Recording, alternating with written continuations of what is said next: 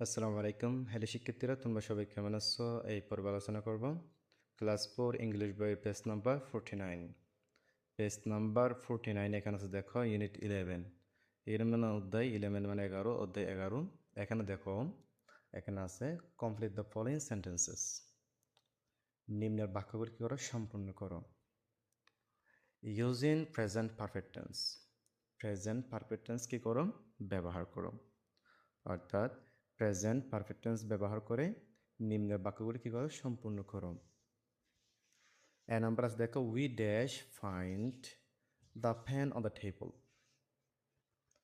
Find মানে খোঁজা, কিন্তু এখানে কি হবে? এ ফাইন্ডটা কি হবে? ফাউন্ড হয়ে যাবে। আর এ ড্যাশে বসবে have. We have found the pen on the table. আমরা টেবিলের ওপর কলমটি খুঁজে পেয়েছি। তাহলে এ ড্যাশে কি হবে? Have found. Have found. B number এখানে আছে, দেখো she dash invite all her friends. এখানে কি হবে? Has invited. শি এর জন্য কি হয়? হ্যাজ হয়।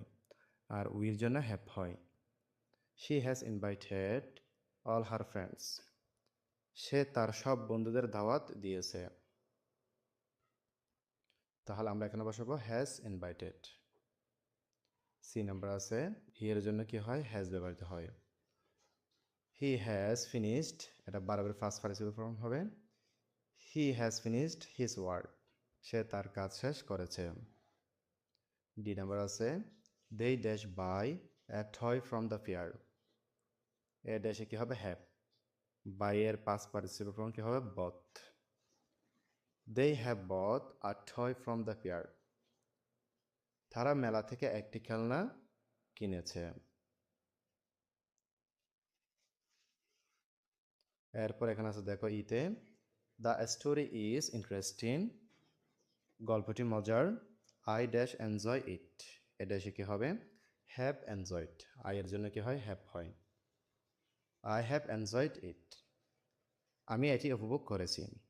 তাহলে সেক্ষেত্রে তোমরা এগুলো ভালো করে দেখে নিবা।